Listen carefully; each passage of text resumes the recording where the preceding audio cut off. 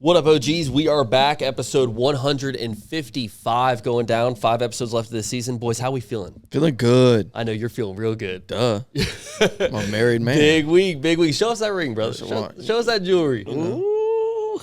That's the type of like, slight. I like those like wedding simple, rings more. classic. Yeah, it's very simple, very classic. It's like I have 2 more, but this one's my favorite. Do you? Yeah. I have like a black one that has like a metal band going around it, and then another black one with like a wood grain on the middle. Do you work out with that? No. You would put on one of the other ones to The work silicone. out? Okay. Yeah. Because have you seen the degloving thing? No. Yeah. So like people at work, if you're climbing a ladder or something, I actually wore it to work and climbed a ladder, and it kind of almost happened. Not almost, but I saw how it could have happened. But on your way down, like this catches the ladder and then rips the skin off of your bone. It's called degloving. Oh, it's horrible. So that's why you should wear silicone if you're like working with your hands or working out. No way. I'm not a ring person. I think I'll probably get a tattoo when I get married. You know, I wasn't either, but I kind of like it. Like I don't feel it unless I'm fidgeting with it, and I do like fidgeting, so it's like it's kind of fun. That's what I do too much. Some guys will pull it off really well. I will say, like, I think, so who was the most recent guest? Or no, it was Colton during the sound check. He had a couple rings on, and it was like simple, but they work. You know what I mean? I wish I could pull them off. I mean, I've never really tried. I kind of find them annoying, like what you were saying. I feel like if it was the easy slip on, slip off, and I feel like a wedding band's supposed to be like permanent, like almost like never really comes off. I mean, there's slips on, slips off pretty easily. I don't know. I feel like those Urban Outfitters bullshit ones that kind of just slip right on and off are the easy ones that you can just like look cool in, but like a wedding band, I would want more like fixed, like a watch 100%. almost, you know? Yeah, true. But So you got that obviously at the wedding, and then you had the other ones beforehand, or you got all those after you guys actually got married? Well, I mean, I had them all before, but I was able to wear it. don't you have to buy your own ring too? No. I'll let it hook me up. There we go. Okay. I mean, I have heard that though. Like the guy's supposed to buy a boat. It's crazy. Nah. I'll be honest, bro. I'd be like in the market of like trying to save some money. I'd be like, just give me the $13, like whatever. Like if I'm It's buying funny ring, because the 2 other ones that I got, she got from a wedding convention that she went to and got a coupon for 2 free rings. And it was kind of like bullshit. Like, is this legit? You only have to pay shipping. Shipping was like $60. So like if it happened, cool. If not, kind of eat the $60. Got a green ring finger. But no, they both came in and they're both solid and they're cool. I actually did get a ring from Hula. I don't know if you ever that. saw it. Yeah, It was like a one. Jaguar ring, bro. That thing was badass. Did you say it got really green though? It did start getting green. Like, Did it really? I wore it for like 2 days straight, and you gotta think you're out there sweating, bro, and you're like running around like you're outside camping. You know, it's like it got dirty as hell quick. But yeah, let's talk about the wedding, bro. Yeah, let's do win of the week. I'm sure that's probably your win of the week, right? Yeah, definitely is being a husband. Yeah, having a wife. Ladies and gentlemen, this is episode 155, win of the week. Joey, start us off, brother, since we're already there. My win of the week is having a wife, sharing my last name. Let's go. Yeah, getting married. Congratulations. What a Thank sick you. wedding. Yeah, it was so, dude, the wedding was insane. That was like, Perfect weather. perfect yeah. weather. Like that was Everything about the wedding was perfect. it was. going to y'all's wedding makes me believe in God a little bit more. I already believe in God a lot, but like the way that Morgan was like, I prayed for all this. I prayed. It, like everything was perfect. Yeah. Nothing went wrong. Even like some of the people, like I was kind of nervous about meeting. There were people from your family that I'd never met. And I know that, like you said, that like, you know, sometimes certain people in each of y'all's families can be dysfunctional, or like you don't really know what you're gonna get. You know? Not throwing shade, just saying. We all have Every them. family Yeah, has we them. all have them. And but no, everything was like so smooth. It was really cool getting to meet like Joey Allen's family. There's a lot of people that I've kind of heard about through the grapevine, and like I've met your sister once apparently. I've totally forgot about that. Whenever we were out one night. That's so crazy. Yeah. I totally forgot. And like when I met her, I was believe like, it. I was like, it's so nice to finally meet you. And she's like, no, we've met before. I was like, what? She's like, yeah, Lynch's 1 o'clock in the morning. I was like, okay, that sounds right. Yeah. I'm sorry about It's that. hard to get that many people together at once. That seems to be like funerals and weddings. Like that's all it is. So it's cool seeing that many people. It is cool having different both parts of your families, life. right? Like everybody come together to celebrate one thing. I loved it. Your nephews look just like you. Don't they? Your nephews They're the look cutest like ever. They do. they just have like your face, and like they kind of have like your same. Same hair. Are they redhead, or are they just they're like very blonde? Okay. Yeah. And that's how I was as a baby, like white hair. That was cool. They looked like your baby pictures look exactly how they're gonna look in like a couple years, man. You looked so happy. Like, Dude, I don't know if freaking- I was expecting you to be miserable, but it was just like you could just tell every second of the day you were just like. There was okay, so like an hour before like people started showing up, I started getting nervous as hell. Oh, I bet. Like I started like shake. We were all upstairs, kind of like just chilling, but getting ready, and I just had to get out and walk. Like I left. I was like, I gotta go. Just be alone. Yeah. Just like not. I guess nervous, but like it's a big moment. Like it's the biggest moment in your life, and for now, so. And shout out to Morgan. I told her the next day. I was like, I think that's like the most like calm I've ever seen like a bride on her wedding day. Although like you didn't get to experience that because you had to stay away from her all day. Yeah. But went out. She was I'm just sure- chilling. I'm We sure were sitting she- there on the computer doing work. Like the morning. Yeah, of, but like that's no stress in my opinion. I mean, there was so much planning that went into it. She Yeah. deserved to be chill. Yeah, I feel like there was probably a lot of parts we missed too. You gotta think like I'm not gonna lie, the guys we were kind of chilling all day, bro. It was so nice. The like- walkie-talkies were chirping at one point. Oh, I know. Well, that's the thing is like, it was very odd. I mean, I've never had like a ton of wedding experiences. You know, this is like really the second wedding I've been to, and it was like, well, I mean, we were doing so much setting up the day of. Like, I remember when we got there for the rehearsal dinner. I did not think there was any way that thing was gonna be set up, bro. Like the tent was on the ground, like the outside, like the big tent for everything was like on the ground, and people were like starting to set it up when I first pulled up, and or they may have started like setting part of the tent up, and I was like, dude, this is. I It thought was this setting is up to the last second. Yeah. It was cool. It went up was quick, really cool. yeah. It was like perfectly like just right as everything was set up. It was like an hour later. It was like time. I got to give you credit. You were a lot less like emotional than what I thought you were going to Brother, okay, so I surprised myself because the day of, or a couple days before, I read my vows to Megan just to like read them because I hadn't read them to anybody. And then I cried during that. And then I read them to Nate the day of, like the morning of, just to like do it again just to see. I cried during that. And like her dad had said something to me. There was just multiple times that day that like just made me emotional because just like it's, like I said, just a huge day.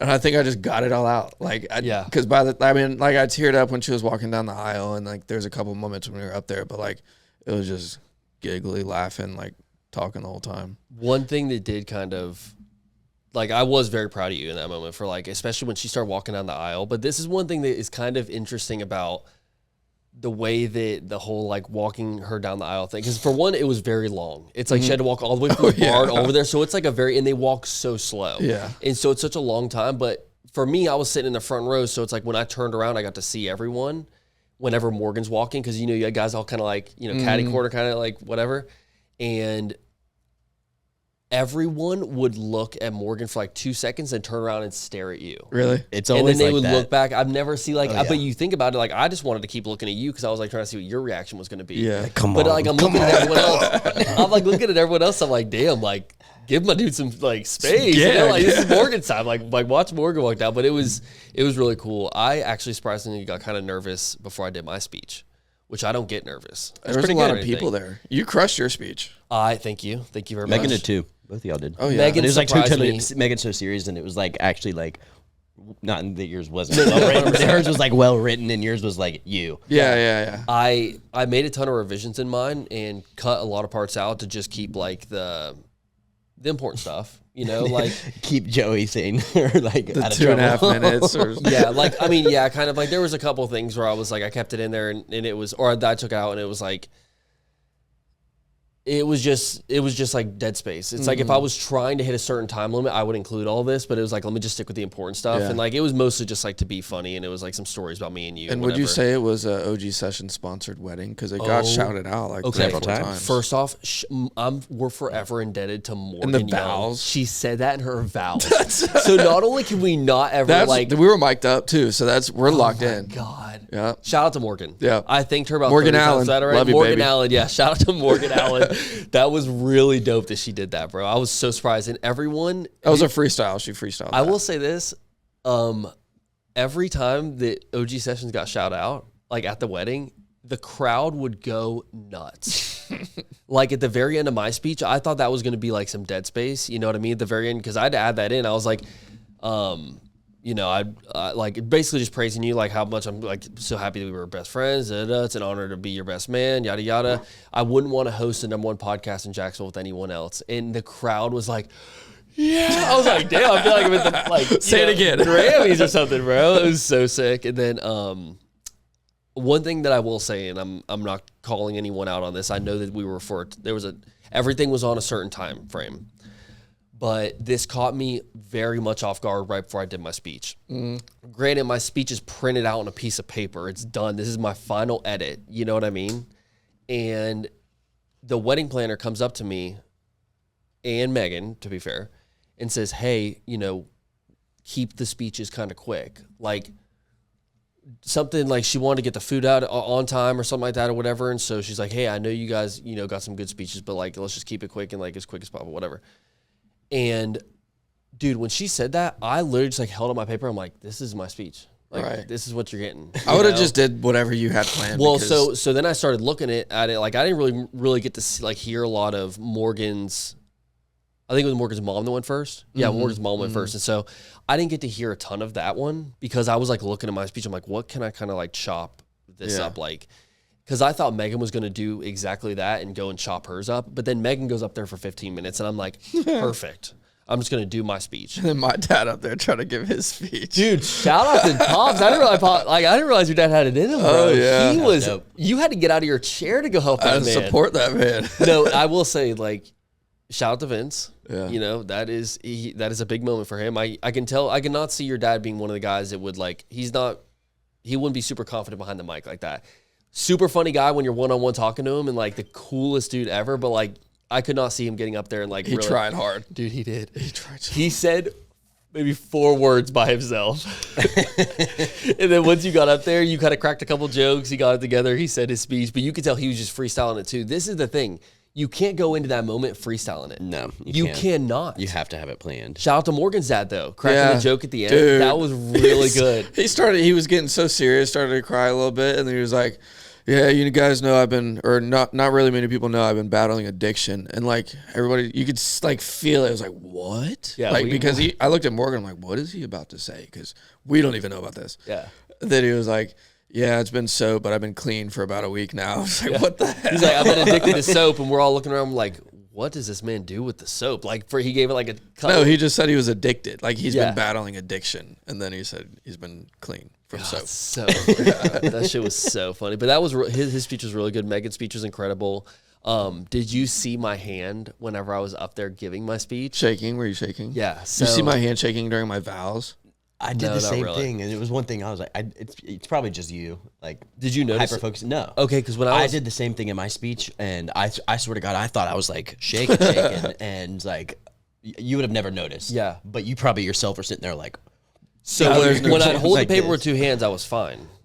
But there were certain people where I'd look at them in the crowd. Everyone is staring at you, and like you have everyone's attention in that moment, bro. And once I got a couple of laughs, I got it together. But at first, when I would let go with my second hand to kind of talk with my hands, I don't have one hand. Did you feel safer looking at the paper or looking at me? You. Yeah. But I had to look at the paper. So it was like, yeah. And there were a couple times where I can't look at you because part of the joke is me not looking at you. Yeah. Like I'm saying something like there was one part in the speech where I said, I was basically talking about how me and you met. It was like me and you both felt like we were 2 alphas, so we never would talk to each other. We just immediately hated each other for no reason.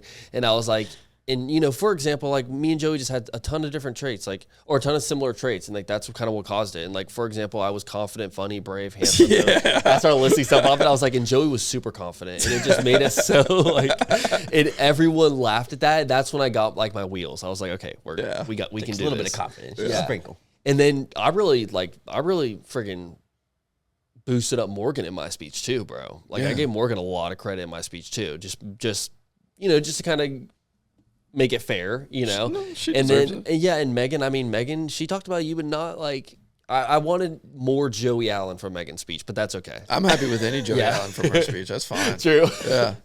But overall, that's just me being hypercritical. I think it was an incredible wedding, dude. That was like better than I could have like drawn it up, dude. I think everybody looked so cool too in their cowboy hats and boots. That shit the was green sweet. looked good. Couldn't have been a better theme. Could not have been a better theme. And it was like funny. You'll never see Scott wear a cowboy hat again. Never. But he looks so good in it. Looks so good in it. I think I did y'all a favor by making you get boots and a hat. So no, for welcome. Sure. I'm all about like. I think that's a fun thing to do is like make it kind of themed. Yeah. Like for a wedding, like, and it's funny too because like that's not your vibe. It kind of is, but it's like working on it. Yeah, but you just started wearing boots like recently, like low key, like you're not like a farm boy. You've never been a farm boy, you know, like I've been feeding a lot of cows lately. Wasn't it cool though that in like the Super Bowl, wasn't there like 3 or 4 commercials and like a bunch of references? With Ariat? Like there was, their Bad Bunny had the wedding in the middle of the thing. I know, yeah. And then there's the Tecovas commercial. Yeah. There was like a bunch of random stuff, and it was like, after damn. the day after, like, is this like all planned? Like We did this right. Perfect. Yeah. It was perfect. The day after was when we nice, were watching the chilling, commercials, we mentioned that. It was like, this is like our wedding almost. It was cool. That was I just learned actually a couple days ago that wedding was real. Mm-hmm. Yeah, it was. Yeah. And could you imagine, like, I mean, just for one, you're getting the best video production ever out of your wedding. You know what I mean? But shout out for video production for that halftime show in general. Super cool. Like a lot of people, obviously, you have 2 different sides. People hate it. People love it. I loved it. I loved it. I think it was great. too. But no matter who it is, that production was insane. To do that live, Putting that up and down in like 10 minutes is crazy. Yeah. That's the did biggest you guys thing to me. see it was funny watching the clips from people that were at the stadium, and the setup looked so like shitty from the stadium. Like it was such a, like, imagine seeing him do the it's all performance. about the angles. That's what I'm saying. You probably don't even see him going through the grass and stuff unless he's on the light pole or like just standing on the roof of that building. Like you would have never known. Like our podcast is like a whole warehouse. Obviously, looks like it on camera. It's all about the angles. True. Actually, that's so true. That's I'd love to be really a good. Bad Bunny bush for like Halloween or something. You know, Diplo was one. Did y'all see Diplo just performed in Daytona? Like, The 500? no, Diplo. Well, he was here for the 500, but before that, the day before the Was it 500, like a small thing? Yes. But people popped out. Like it was like a pop up kind of thing. They have a run club in Daytona. Yeah. It's like something, I forget what it's called, but they he went and showed up and like randomly was like hosted their run club. Yeah. And so it was only like from the videos I saw, it was like 30 people. And he's like, Diplo's running with. Could you imagine, bro? Cool. And then afterwards they had like a tiny little house party, and Colton was one of the DJs there, I'm pretty sure. Mm-hmm. And Diplo hopped on the decks, and it was like 30, maybe 40 people. Sick. That's insane. And they're all just like in this dude's driveway. Just like, could you imagine, bro? Diplo posted a video about it on his Instagram. It's pretty. It looked pretty cool. I have to follow Diplo. Good win of the week. Thank you. What's Once yours? again, congratulations. Also, shout out to your band. I thought your band was incredible. I wanted to give them a shout out. They were playing some bangers at the end of their night, man. The cowbell was fun. Shout out Kind of the interesting cowbell. how many people didn't Stay. It got cold, which I understand. And honestly, if you wanted to leave. I don't care. for sure. Like you stayed for the ceremony. You ate your food. It was really nice how once it got like nighttime and we were all like partying in the tent, it was like all of our It was all the cool people. Yeah, it was like all the people you want to be with. 100%. Yeah. So I thought that was really nice. But yeah, my win of the week is shout out to our boy Josh, who has been MIA for God knows how long. He left in 2018 to go to Tallahassee to be at FSU, do his thing. That boy's finally coming home. Finally. He's coming home. He's moving his first truckload today. Let's go. So by the time this episode drops, he'll probably have most of his stuff in. March 1st, he's officially home. He does not live very close to us home. Really? I will say that. Yeah, he's in St. like Augustine, I think. OP. OP. Yeah, no, he's not taking that job that you were thinking of. He's Really? yeah, he's I gotta call you, Josh. and so but I will say Damn, that's a hike. he's got a really nice place, and it's just gonna be nice. Like whenever we kind of do stuff, we can just like invite our boy. You know what I mean? Like I feel like it's got to be so difficult, man. Like leaving like your core group of friends and being gone and kind of like making a new friend group, and then you're coming back to like return to it. But it's like he's one of the boys, bro. It'll be perfectly fine, and I think that it's gonna be just nice having him back and like. Just getting back to the basics, man. I could never live in Tallahassee. No, me Fuck neither. that, dude. I don't know how he did it for so long. I could never live in Tallahassee. I mean, even just going there for the weekend was like exhausting. It's like, how do you live out here? I think it's cool they have like hills and stuff. So does Ocala. But if you go, yeah, true. The farm shit, Hilliard, we got a couple hills there's a out hill there. over there. But no, I think it'll just be cool just having it back. It was just funny. I talked to him today and I was like, God, it's finally happening. Finally. He's been Finally saying it, and he was happening. like, yeah, I got a raise in my job, so one more year. I It's been like know. one more year, whatever. So Is he married? Better. that's one way of the week. Engaged. Engaged. Yeah. Shout out to his girl Mel. She's cool as fuck. They're gonna. I don't even think they have their date lined up yet. I think they wanted to move back here and then pick their date or whatever. Not everyone gets married 6 months after they meet their girl. Okay, so It was 8. I'm just kidding. It was a little bit over a year. no, everyone's got their own journey. I'm not even talking shit. Hayden, win of the week. Win of the week. I bought some Tame Impala tickets today. I seen that. Yeah. How much were those going for? What is that? So it's a band. It's my favorite band. Oh, nice. Hell yeah. I should say artist, because it's one guy that plays with like another band. because he plays all the instruments. I thought Tame Impala was a whole band. So Tame I mean, Impala is just he one performs guy. as a band, but Tame Impala is one guy. Does he do a hybrid DJ set too? Yeah, he's been doing like his most recent album, which is kind of what the whole inspiration for the tour is about, is like house music, but That's like his your spin guy. on it. Yeah. That's your guy. This will be I had bought tickets like 4 separate times to see him during COVID, and it like got rescheduled, canceled, bought tickets again. Had the pleasure of seeing him at like Okeechobee, and it like I remember crying at that that it was just so cool, like that level of production with how much like I guess everybody has that one like artist Is that means the guy so that has much. the like? Doesn't he have like a square or something that comes, or is that Rufus, where it's like the square comes down? He from the had a ceiling? ring that would Or come down. ring, yeah, that and was kind of super dude. cool. His That's not what production he's was- doing this year. His production but was fucking crazy. I know. I think we talked about it in Lil West Side's episode. Side? Who I would want is like my Super Bowl like halftime would definitely be Tame Impala. But I'll be honest, I'll turn this win of the week into a loss of the week. I fucking hate Ticketmaster. Why you gotta do that? Can please. can we talk about it? 'Cause Talk about it. Let it it's out. like I got plenty. First of all, experience with this. it's a monopoly. Like why? Like Ticketmaster, even though you got StubHub and all these like game times, like it still funnels from Ticketmaster. I sat in. Like it was noon, like the tickets released, and I had pre-sale, and I've been signed up for like a early release code for like months. Got it all sent to me, and then I get logged into the queue. I'm like 15,000 fucking people deep. Yeah. When I get into the line, and I'm like, mean, I signed up like 30 minutes before, like I don't know, maybe The it's venue just only that holds so many people though, and the fact that you're 15 is like that's low technically. I Like finally get into where I could choose my tickets, and I'm trying to find 4 for my whole family, and every time I clicked into a ticket, it's like, this one's already sold. Then what's the fucking point of a queue and a waiting list, and then for them to like every like seat that I click, it's taken already. Yeah. To me, that defeats the whole concept, and to me, it's just all bots. Like people buying the bots and bots buying them out, or big companies buying they out sell like a them. large chunk of them. But I will say, I did purchase extra tickets because I was like, somebody I know is going to want to buy tickets. So I got like a couple extra in the same section. And for some reason, I think it was one of those, I read it as can instead of can't, and I missed the T. And I think I read it as like I was going to be able to sell it more than face value, and like just make. You can't resell. You can, on their Ticketmaster resale, of course, exactly why I hate Ticketmaster. And it can only be like at face value. So you're 99% not going to get what you actually paid for it when you try to resell it on there. On top of, they're probably going to take a fee out of it. You need to just have one of your friends buy it for the face value. Exactly, and I could charge probably more as long as you come in with me. Yeah. I have possession of the ticket, and I like the old fashioned. Me and my dad used to go ticket scalping, like at the games, and just we'd pull up and like we'd get $10 tickets to a $500 show because the people are trying to get rid of that ticket last minute. But these.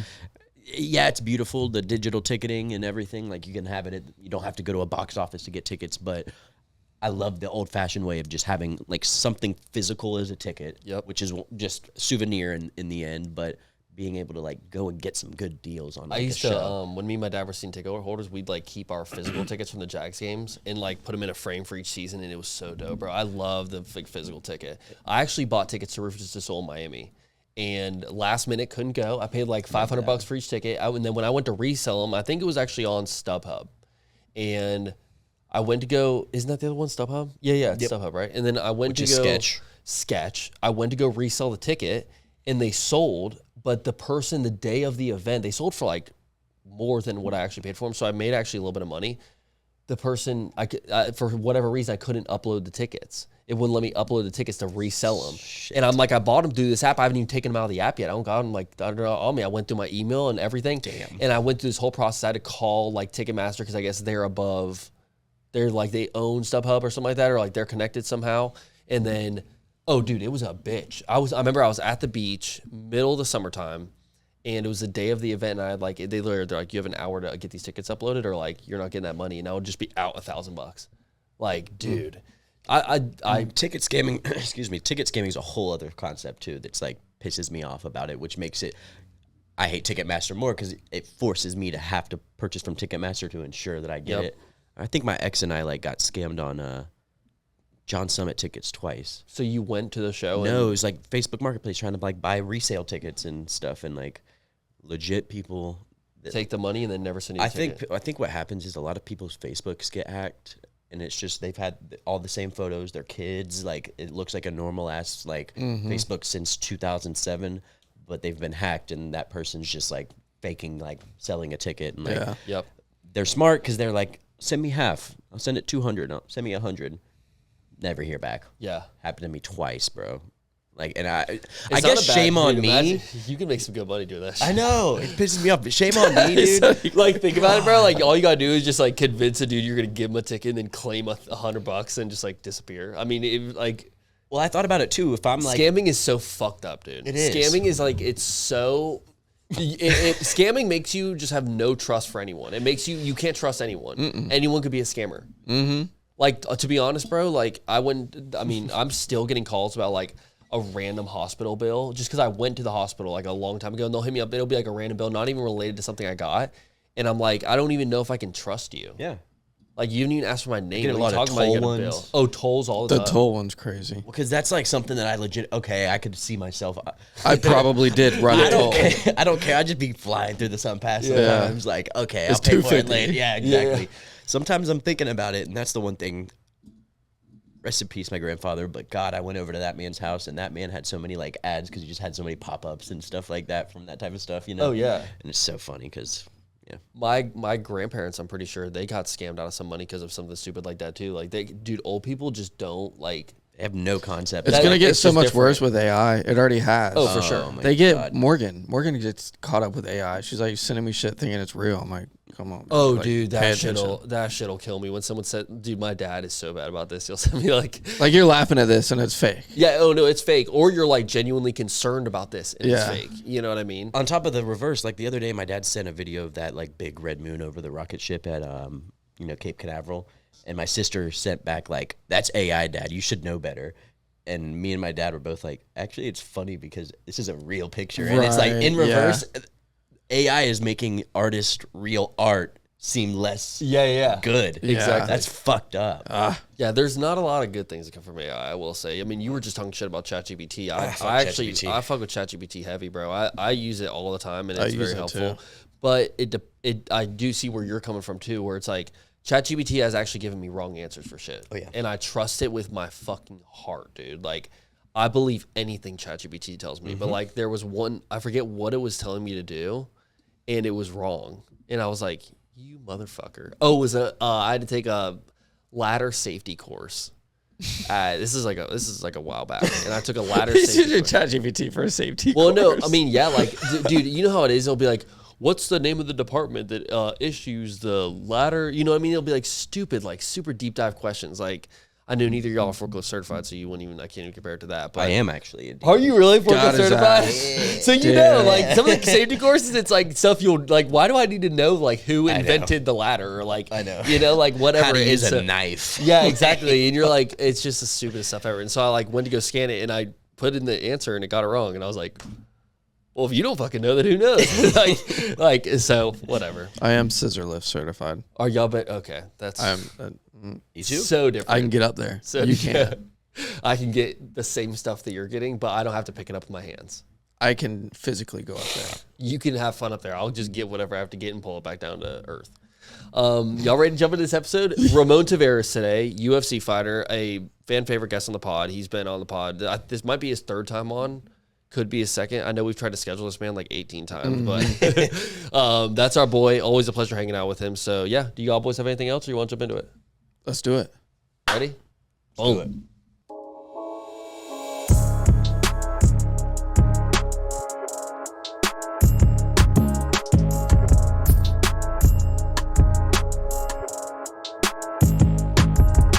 Ramon, how you doing, brother? What's good, my guy? Pleasure having you back in the studio, the new studio. Yeah, thank you. I like it, man. I like what you guys doing around here. Appreciate that. And dude, you've been working your ass off too, man. First off, let's talk about the hoodie, because I saw you post about this the other day. What's up with the hoodie? So this is Activated. This is a clothing brand that my brother just now getting off the ground. Great quality, man. He designs it all himself, and Yeah, man, I'm excited for him. I'm fucking very happy for him. I like the way it came out. He's been working on it for some time now. I like the stuff on the hood and like the whatever. What's he got going on so far? Is it just hoodies or does he have more? Yeah, he's about to have some more stuff. He just dropped the hoodies right now because it was at the time he dropped it was winter time and stuff like that. Right now he's showing me like a few shirts he's want to release. He wants to release for the summer. And all of them look fire, bro. Like, yeah, all that shit look good. Whenever he does release it, I'll get some stuff for y'all. Just give it to you guys so you guys can have it. The clothing brand world is such a tricky one. Yeah, man. Like it's very difficult. Like creating that brand. A lot of people nowadays, like they're not gonna, you'll get the people that will like buy stuff just because they're your homie or whatever. But eventually, you gotta create like an identity. Exactly. So that's what he was going too. You go through the people because I was selling my shirts and stuff too, but sometimes it just became too much for me, and I was like, all right, stop. I mean, it's good money, like especially because it's for 100%. All fight shirts and stuff like that. But it's like then you got people like, oh, it's too small, blah blah blah. Then they're doing it on fight week and shit like that. I'm like, man, I can't deal with it. But the reason it works for you is because it's like it's got an identity. Like you're wearing it because like you're supporting Ramon Taveras. It's so like that's what me and my brother was talking about since he's doing this. Like we're gonna do like a Savage and Activated collab. Oh yeah. So like during my fight weeks, he just drop something and then like. He could get it. He already, so like he could get his name up there and stuff like that. He's a good kid, man. So yeah, man, it's fire, bro. I love all his shit. The shit that he showed me, the like last 3 T-shirts he showed me, like super clean. I can't wait for him to drop them. Shout out to him. So you've been training? You've been still? I see you in the gym quite often. Yeah, so I've been training. I go to like the MMA gyms like twice a week. But mostly I've just been lifting and doing like strength and conditioning and stuff like that. 100%. Yeah, because I'm starting to realize, I'm getting older now. How old are you now? I'm 32. Oh, okay. I'm still young. You still got time. But it's just like it's just like you just start feeling it a little bit different. Like you like waking up, oh shit, my back hurts. Yeah. But do you train in the gym differently because you fight? Like you said, you lift weights, but do you not lift heavy because you obviously need to be mobile? Yeah. So to be real, like I just started like. I haven't like really lifted my whole career and stuff like that. So I just started like about 2 years ago. And I follow like this app, and the app tells me what to do every fucking day, and then I'll like go work with his name. Well, we call him Smokey, but his real name's Daniel. He's over there at Black Hive CrossFit. Okay, sweet. Yeah, I've heard good things about that gym, bro. Yeah. He's good. So I usually go through there sometimes, and he help me and stuff like that, especially through fight camps. But right now, I'm just taking it easy, just cruising, making sure I'm just staying in shape. That's it. Yeah, 100%. Let's talk about your last fight, bro, because it was in Australia, right? Yeah. And what was that? 6 months ago or something? It was. I don't even remember. Yeah, we actually had you scheduled for an episode. Like the night I do remember that. Yeah, I do remember that. We booked the episode, and I guess you got called in late. Later that I think I got that fight. I took I think it was like on 5 weeks notice, which is crazy. Yeah, that's a very quick turnaround time. So I took that on 5 weeks notice, and yeah, it was a cool experience though, man. The whole thing, like, honestly, bro, I really took the fight because I needed the money and stuff like that. Like, so I find myself like if I'm not fighting, bro, I kind of like self-destruct myself, like So it's like whenever they call me, I was like 5 weeks. I went up to featherweight too, so it was like, all right, it's not that bad. You said up to featherweight? Yeah. So what do you normally? I was a bantamweight, so that was 135. Okay. So then I moved up to 145. Okay. That weight cut was fucking getting real. Like, you know what I'm saying? Dude, I can only imagine, bro. Because it's funny how you see a lot of fighters, like, they'll go down weight. Yeah. Because a lot of the guys, like, they'll win a division and you'll see them go down weight. Yeah. It's very odd to me. It's like you almost feel like you would be performing to less of your ability when you're cutting so much weight off. I don't know. That's just me from the outside. Yeah. No. So, but you're also fighting smaller guys. Yeah. Exactly. So it's like a win-win kind of like But like for instance, like my last fight was at 45. Man, them guys at 35 were like 10 times faster. Like you know what I'm saying? True, like you know what I'm saying? Like even me, like I'm 10 times faster at 35. And who was the guy that you fought? Jack Jenkins. Okay. Yeah, and when you got the call to fight this guy, was there like excitement for you to get to fight him, or did you know who he was before? No, I didn't know who he was when they offered it to me. Usually they'd be like, all right, they'll call me like, we got this person for you. They'd be like, just let us know what you think. So I'm like, all right. I never say no. Mm-hmm. I'm like, all right, let me see who this is. And I looked up, and he had a good record, and I seen his last few fights and stuff like that, and I was like, yeah, I'll take it. Like I honestly thought like that's a good matchup for me at 45, and plus he's a kicker, so I was like, I fought a kicker in my last fight. I want to show people like I'm better than what I I showed my last fight. Like, you know. What do you mean by he's a kicker? Like he just kicks a lot. Yeah, a throughout lot the of fight? kicks. Okay. Yeah. Like I remember more all heavy his kickboxing. videos before. He was Yeah. always talking about kicking. Kicking, and shit. yeah. He's talking about he kicked me. Yeah, blah blah blah. Yeah, he kicked me one time. That boy was good. Yeah, he kicked me one time. So where's the worst place to get kicked whenever you're in a fight? Like for you, like do you fight because you see the leg kicks all the time. Yeah, Those yeah. got to be brutal after a while. Yeah, man. they if you're checking them, like if you're checking them correctly, checking it is like blocking. Like you know what I'm saying. So if you're checking them, right. turning. So basically shin to shin contact instead of like shin to like your muscle or like or whatever. Yeah. Oh, I feel like shin to shin. You'd rather have shin to shin. That shit split so quick. So it's crazy though because even though you're turning, they're getting more of the negative impact.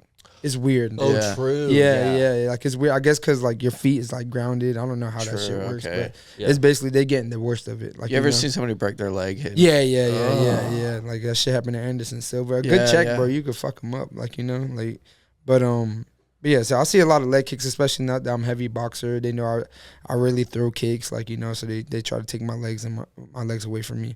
But I would say like the worst kicks that you could probably get, honestly, is to your fucking like body, bro. Yeah. Oh, true. Like to your side. Yeah, like to your liver, to your sternum, because that shit takes like your breath away. Like it takes some shit out of you, like you know. So it takes you. And I got a head kick. Like, I got head kicked my last fight, and I ain't gonna lie. If I was at 30, if I probably would have cut to 35, I probably wouldn't have ate it. Like you know. Yeah. You got a little bit more like meat on your bones. Exactly. Like and you got more water in your brain. Like you know. So when he head kicked me, I mean, I shook back within like 5 seconds, like you know. But if you're on a good body shot, man, that shit would take like a few minutes or maybe a whole round. Like fucking, you're hurting the whole time. Yeah. Was the fact that the fight was in Australia, did that kind of take anything away from it too? Like, were you excited to go there, or are you kind of nervous about the time change? So this is what I was mad about. So I signed a contract, whatever, and then there was like, we're gonna take 30% tax out there. So I'm like, 30%. So what the fuck? They told you that after you signed? Yeah. Like, is that an Australia thing? Yeah. So when you're fighting out of the country, you fight different countries, you gotta pay taxes there. Yeah. So like for instance, when I fought in Toronto, it took 15%. So like, it's different. Yeah. Okay. So I'm like, oh shit. So I was like, all right, but I was like, fuck it. Like you know, I wanted to fight, and I'm not doing it for the money right now anyway. Like we getting paid, but not like what people think. And I was like, whatever. So then I heard it's 32 hours travel time. I said, what the fuck? I didn't know. I knew it was far. I didn't think it was that far. Because that's like a whole days of training you kind of lose. Like you almost have to go out there. When did you go? Like a week before? So I think when I left Friday. Yeah, no, we was booked Friday, right? Yep. Yeah. So I left Saturday. Yeah. I got there Monday. Damn. Yeah. That's tough. And they're 12 hours ahead. So they're what day was the fight? The day here was Saturday night. We fought Sunday morning. What? That's crazy. Yeah. The next week. Yeah. So you were there for a week, and then the next week like you 5 days. Yeah, because they're 12 hours ahead. So they're a day ahead. So I got you. Yeah, so we were fighting in the morning. Y'all was watching at nighttime. That's crazy. Oh my gosh. So you were fighting Yeah. first thing in the morning. Yeah, we ate punches for breakfast. What time was it there when you fought? I think when I fought there was like close to 12 p.m. Shut up. Yeah. Oh my god. Like I literally fought and had the whole day ahead of me. just go to the pool. Yeah. So, but yeah, that was another thing. But it was my first time ever being that far out of the country. Like I've never been out on that side. As far as you can get. Yeah, exactly. And the day jump, I'm not making no excuses. I was perfectly, like, I adjusted well. Like, you know, I adjusted well. It was weird the first few days because I started finding myself tired super early. But were you training early in the morning to try to, like, get your... Yeah. Okay. So that's what I started trying to do. Like, my first, like, 2-3 days there, I used to, like, adjust to the time. Yeah. And then I was adjusted and stuff like that. Okay. That just wasn't I'm not used to waking up in the morning, first thing you doing is fighting. How much studying can you do about a guy that you're about to fight? Like you were talking about, you kind of looked through some of his fights and watched some of his videos, but like a fighter can come out different. Yeah. And that's why, like, man, when you're watching those fights, I'm really what I'm looking for is just habits, because every fight is different. Like, you know, you adjust to your opponent. Yeah. You never truly know what's gonna happen. I'm a different fighter. He's obviously gonna fight me different. Like, you know, his past opponents was different. We know he's gonna try to kick you. Yeah, that's exactly. You know, he's gonna try to kick. Like, you know, it's the matter if he can kick you. And I was a southpaw. I noticed during southpaws he didn't throw a lot of leg kicks. Really? Because we're opposite stance. Yeah. Do you switch stance a lot? Yeah. I switched stances, but I wasn't switching with him a lot because he likes, when you're Orthodox, he likes the calf kick. Yeah. Oh, Like, okay, gotcha. yeah. So you stayed in Southpaw, yeah. yeah. So you start noticing stuff like that, like, Did you make that decision during the fight or before? Before. I already Really? knew. Yeah, I already knew. I was like, I'm not going to switch. And then I tried to switch. As soon as I switched, he kicked it. He was waiting for it, yeah. But I honestly heard him with this too. There was a point in the fight where I switched on purpose because I knew he's going to immediately throw it, and I caught him with a cross. But it's just like, once you get hit, like if they land some good calf, and there's a difference too. So I'm obviously gonna be way better defensively on. I'm a natural southpaw. My defense is gonna be way better on southpaw compared to orthodox. Like, so my defense is not gonna be as good as my southpaw defense. Like, so that's another thing too. So it's coming. Yeah. So it's coming, but the blocking is different. Like, what I'm saying, and 100%. stuff like that. Like. So I'll just stay southpaw. He wasn't even throwing them like that. Were you surprised by anything he did during the fight? Like, did he kind of fight you the way you were expecting him to, or was there some things that he changed or kind of surprised you with? He was just smart. Like, he did. I honestly think the fight was closer than what the judges. They gave him unanimous decision or whatever. I mean, I give him the first. I think I won the second. I think the third was close. I think you won the second too. Yeah. I think but like, he did smart shit. Like, after he head kicked me, I believe it. I don't know if it was in the second round. Man, my last few fights been like a blur, but I know I hurt him real bad. I seen it in his eyes, and I had him against the cage, and I went to go through a knee, and I barely tapped him in the nuts with the knee, and he did the smart thing and took a break. Like, what I'm saying? Yeah. And I had him hurt at that point, and then. Oh, so you can. So what did he? I forget. Didn't he like step off or something? How does that work? Like, you can step off and just kind of be like, "Hey, I need." Yeah. So like, if I know if the referee stops it, you could take your time. Like, you'd be like, all right, and then you get 5 minutes to like. Oh, he did. 5 minutes. Yeah, if it's really bad or like you acting like it's really bad, you could get up to 5 minutes to recover. Wow. Yeah. Okay. Now you're cold by that point, and you just lost all the progress you just made. So I heard him. He took like a minute or two, and then he that's all. Until he was fine. And then he came back in and we was fine again. But man, I just feel like I was proud of myself that fight because I feel like my second fight with Davey Grant, I felt like, I don't know, man. It was like a fighter, like I guess like call it like a fighter's block. Yeah. You know what I'm saying? I just didn't like I was seeing shit and I was like, all right, do it, and I wouldn't do it. I was like, what the fuck? Like, that's my first time ever dealing with that. Yeah. You feel like you were overanalyzing? Yeah. Like I was over and then I felt like I was just like, my last two fights I've just been talking to myself. Yeah. And not in the acting. fight, yeah, like more. And then I usually I'll talk to myself during the fight. So in your head, you're whooping his ass. Yeah, in my head, I'm like, all right, here we go, and then I'm not doing it. Yeah, like So I'm like, man, what the fuck? And then, man, when I came home after my last fight, I'm sitting there, like I'll be sitting there, like thinking to myself and shit. I'm like, damn, man. I start noticing. I'm like, I've been fighting my last few fights, except for my first fight in the UFC because I just wanted to prove a point. But I've been fighting to protect my position in the UFC, which has been making me a whole different fighter. Mm-hmm. Okay, gotcha. Like, I'm not being out there being me. Aggressive. You need to prove a point. Yeah. Go in it like you need to prove a point. Exactly. So the last few fights, I'm just trying to protect my position instead of just fucking fighting. I do feel like that is noticeable. Like, I remember your combat night days, bro. You were a fucking animal, demon, bro. Yeah. Like I didn't fucking care. Like I wanted to rip your head off. Yeah, that was. You care a little too much now. Yeah, exactly. So, but you're.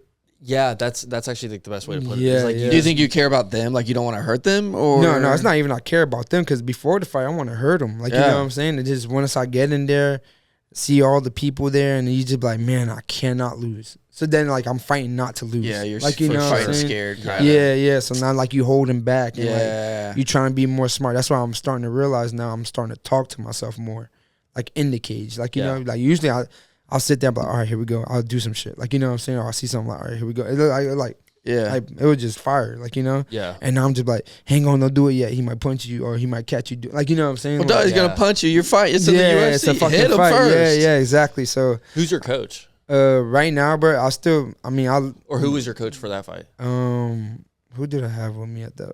See, the nigga, that's the problem. I don't. Well, dude, also I usually recognize like some of the people that you have with you. I don't think I noticed I'll recognize a lot of the people. Trey was there, wasn't he? No. Did you have any of the boys I know Austin was in my corner. Okay. Which that's a great guy to have. Yeah. He's always gonna be in my corner. Seth. Seth. Okay. Seth was in my corner. Yep. Bro, last year was such a fucking shitty year and crazy year for me. I honestly didn't even remember who the fuck was in my corner. That's crazy. Yeah. Like, you know what I'm saying? I swear on my brother, bro. I did not remember who was in my corner. But yeah, it was Seth, Austin. I think my girl. That's right. Yeah. I think That's my girl was right. in my corner. Yeah. Yeah. But like, bro, I've been going through so much shit lately.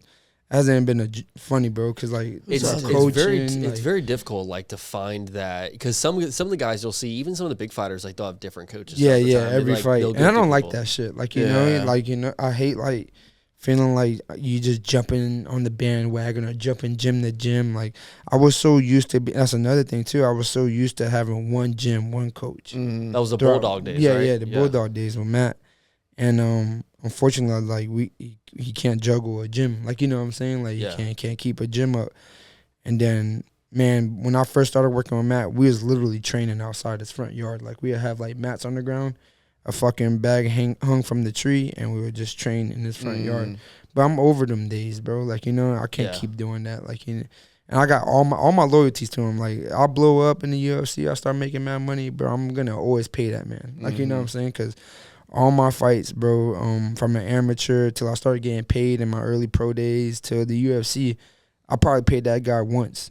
Really? He never asked for money, asked for money for gym membership, none of that shit. Like, you know, he just showed nothing but love and, like, really believed in me. Like, knew I could make it to the UFC. Like, 100%. You know? So no matter what, man, I'm always going to take care of that, man. Like, you know, but right now I'm just trying to find, like, a steady gym. That's why I'm honestly just trying to save up some money so I can make my way to Orlando. Yeah. Oh, yeah. I bet there's a bunch of good gyms so I could train at Fusion. I really, I'm really cool with the coach there, Julian. Yeah. And he runs a good like a good system there. Like, you know, and I find myself fitting well in that gym. Mm-hmm. Going to California is like, it was a really good training with that was my Contender Series days. Like, you know, training with Uriah Faber. What part of California was it? Sacramento. Yeah. What was your recovery like from your last fight? Because you didn't seem like... I was fine. I was going to say, it didn't seem like you needed... I think like my leg was a little bit swollen, but I think that was more from the flight. Because I don't know. For some reason, it's weird. When you take long flights like that, your legs get swollen. You know what that means? Shit. Yeah, You're getting old, man. Exactly. That's probably what it is. My legs was just swollen, but I wasn't hurt. Like, nothing was that. I had a little knot on my head. Do you ever kind of hate whenever you leave a fight and if you lost a fight and you walk away and you're not super hurt? Are you almost like, damn, I still have some in the tank kind of thing? That's just more like I was just like, I didn't leave it all in there. Like, you know, I'm just sitting there like, fuck. But that's the part of me just. Do you analyze your fights after the fact? Like, yeah, but I'll be watching it and I hate it. Like, really? You know, because I know it's not me. Like, I'm watching it, I'm like, I look like I fucking suck. Like, even though I did my last fight, I was doing good. I ain't gonna lie to you. The last fight, there was like a couple things that I'm watching. Like, I've seen you fight before. And I'm like, what are you like, Ramon? You're better than this. Like, I was exactly, mad. bro. Like, exactly. You could just that's tell why when the other guy didn't fear you enough. Yeah, that was the issue. And he was scared, and that the first thing he said on the mic, like when they gave him the mic, he said the first thing he said was, "I was so scared." That's the first thing that came out of his mouth. Yeah. He's like, I was so scared. Well, he should have been. Yeah, your fight style is exactly very, it's like, scary. An aggressive, scary and then style, my fight with Davey Grant. After he fought me, he went on a 2-fight winning streak and like showed no respect to his opponents. Really? Like, was in their face, like like didn't care. But you watch him, he was running the whole time. So how does like what's next after you've lost a fight? Like, do you sit around and wait for the call next and you just stay ready? So so like I said, man, last year, man, 2025 was like probably the worst years I ever had. One of the worst years I had since losing my brother.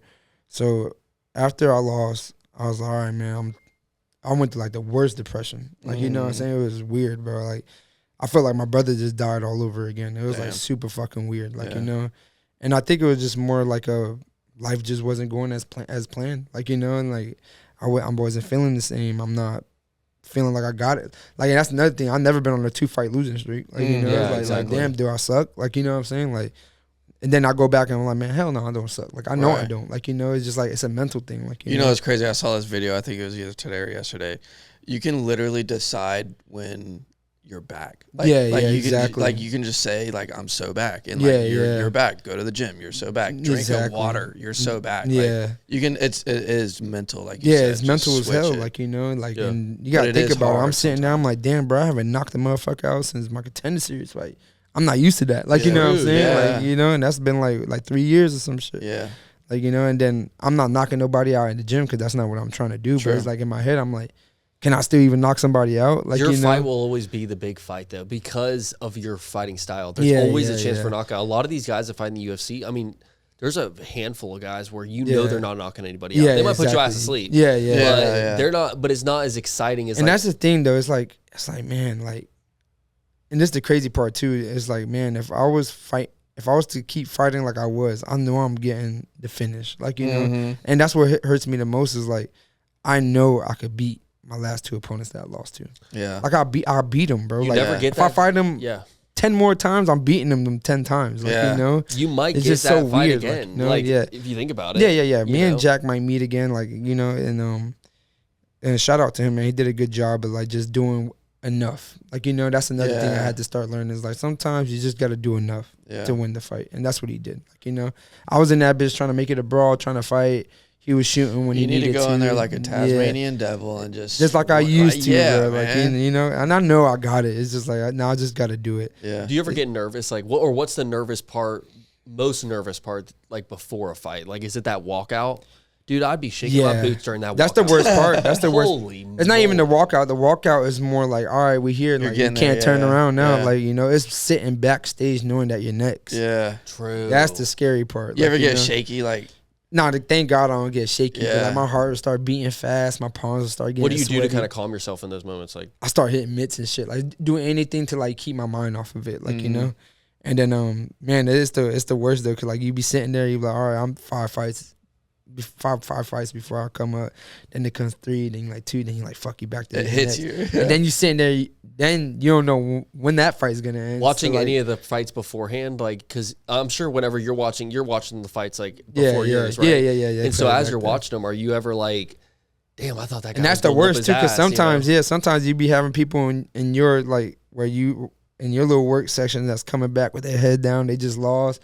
One motherfucker might have just gotten knocked out nasty. You like, fuck, I might be next. Like, you know what I'm saying? So it's like, and it's just different, man. You just fighting in front of the world. How do they divide those up? There's 2 separate like areas where the so it's fighters... red corner, blue corner. Okay. Like it's 2 different like places. Do fighters ever like 2 fighters that don't really get along? Do they ever end up? They try to keep them separated. Okay. So even before you go back there, they'll ask you like, is there's like any coaches or anybody you don't get along with? So they try to avoid all that. Okay, like, cool. So are there ever any backstage fights? I haven't seen it, but I'm pretty sure there has been, like, for the most part, a lot of the fighters are real surprisingly chill as fuck. Like, right, That's one thing I've noticed, dude. Every like scary UFC fighter, or like we've interviewed like some like big, like Brian Nolan Jr. He's like fucking huge, bro. He's like, that dude could eat us for breakfast, bro. And like literally, like you meet him and he's like the coolest guy ever. That's always how it ends up being. And that's scared to touch a shrimp. Like even Sean Strickland comes off as that. He looks like an asshole all the time. Like super cool. Really? Like I met him multiple times. Me and him actually was like my first time meeting him was he headlined for the Canada card. Oh, that's right. Yeah, he fought Duplessis or whatever. Yeah. And I'll go upstairs to start running the treadmill to cut some weight, and he's already on the treadmill.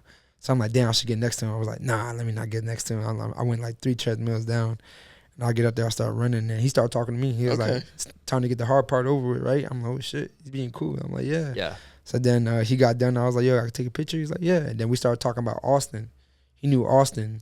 He actually after that he came down. I think like his girl's parents live out here in Jacksonville, so he came out here to Jacksonville.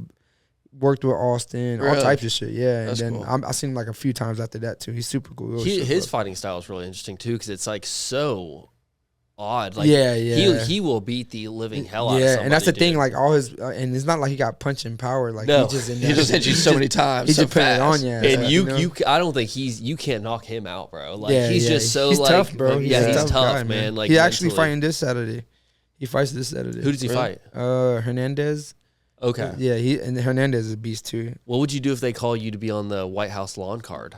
I'll be happy as hell. Dude, would that be crazy? Yeah, that'd be lit. First That's off, like once in a lifetime. That'll probably never happen again. it'll probably never happen again. Yeah. Especially, I mean, it's just they got really lucky with this administration where it's like him and Dana are so it's close. just like it's just like once in a lifetime thing. Yeah. Like this is happening. Like that's gonna be such an interesting production. I'm curious of how they're gonna line it up. Like are they gonna have like multiple title fights on that card? Like I've heard some rumors. Because now like you don't got to pay for the pay-per-view or nothing like that. Oh, that's right. Because it's all on Paramount. Does that affect y'all's contracts at all? Like no, we actually starting to get like we got now. They doing like higher bonuses. Like if you get like performance of the night, knockout of the night, or any what do of those that, paychecks look like? Like so you get an extra like so now. If I was to win like a knockout of the night, like I had the best knockout or the best performance of the night, you get 100,000 right there. Really, that's crazy. But now the good part is now if you get a finish, no matter what finish you get an extra 25,000. That was never a thing. Really? Oh, Yeah. You get an extra 25,000 on top of your check. So it's like an incentive for the fight to be more interesting. Yeah. So now they're trying to make it like fight, knock them out. Yeah. So now I'm gonna knock them out. Oh yeah, you were just waiting on that punch. Yeah. Oh, that's so now like bro, they should have been to put 25,000 on top of my check. I would have been fighting. I would have bit them like for real, dog. But nah, it's a really smart idea actually to like make their incentives for like fight of the night. I mean, 25,000 to finish somebody. Come on. Yeah. And that's kind of what you're supposed to do there anyway. Yeah, That's kind of like makes you want to do your and job. that takes away like the part of like some people in there to just be putting on boring fights without trying to like. They're just trying to win. Like, they're not trying to finish. That's what I was trying to do, trying to win. Like, you know what I'm saying? And how many fights can you lose in the UFC before they're like, all right, so I'm on my first contract, I got a 4-fight contract. I won my first one, lost my second 2, so I'm on my last one. Oh, shit. So then they can choose to re-up your contract after that. Well, you better win. Yeah, exactly. So sometimes they even cut people before that. So I know they like me. Okay, because they would have been gave me the fucking boot, like you know what I'm saying. And I'm not gonna lie, they like so. For instance, I didn't miss weight my last fight. Like they said I missed weight. What happened was I was the last one to weigh in. I was sweating in my shorts. I had no underwears underneath my shorts, so I go over there.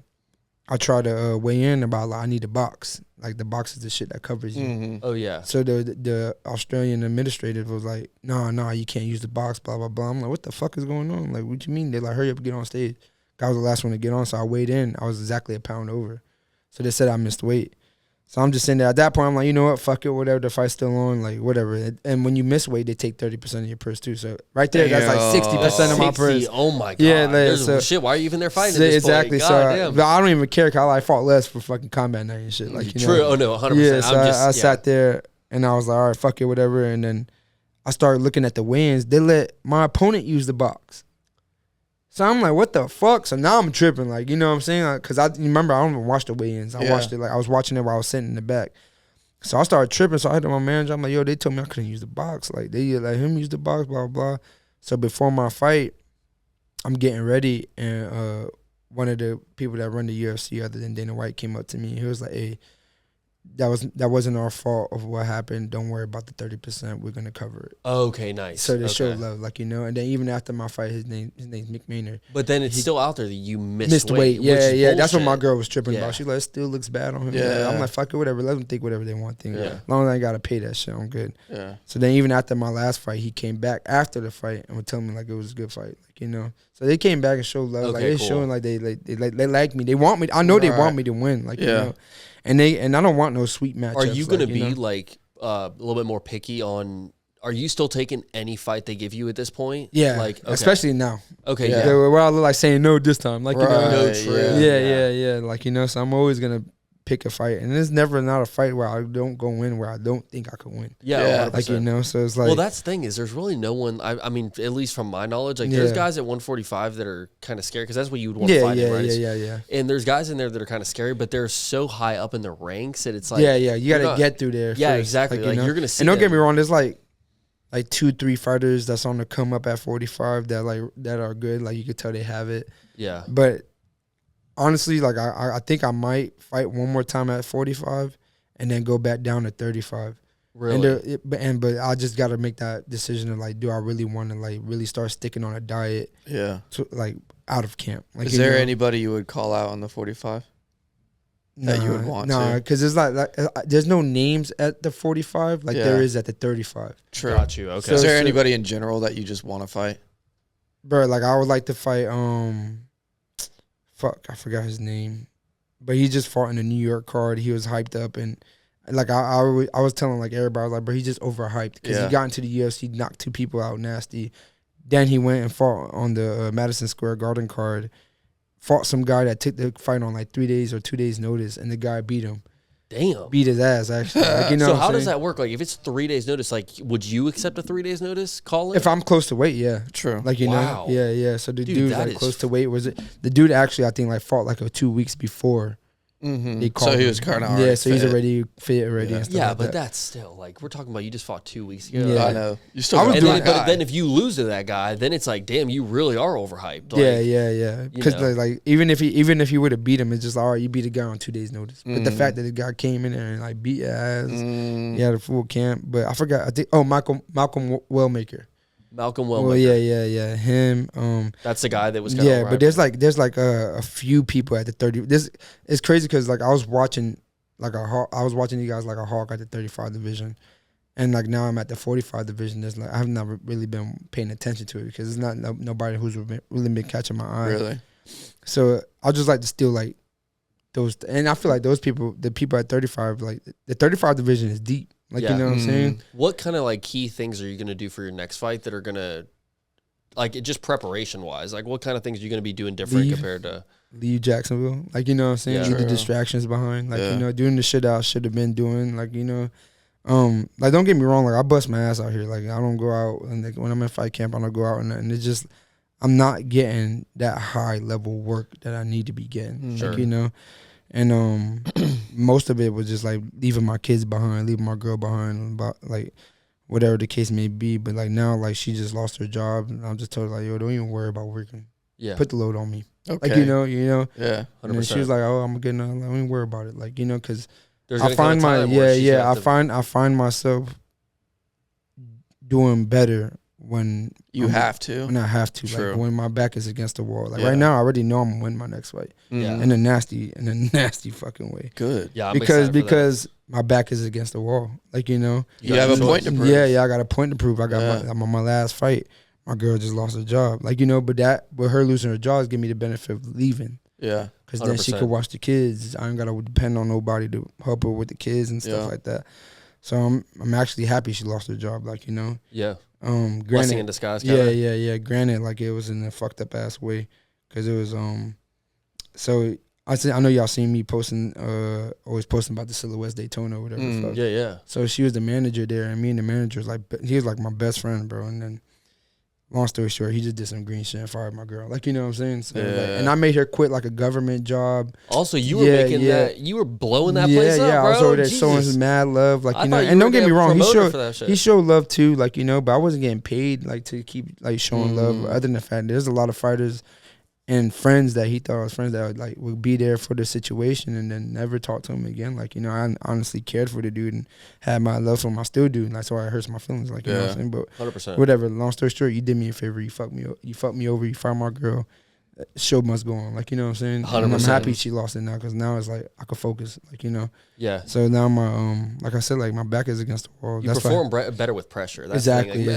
Most people do. Exactly. You know, like, I hate it that it's like that sometimes, but sometimes I need that. Like, you know almost need shit to fuck up for you. For me to get back.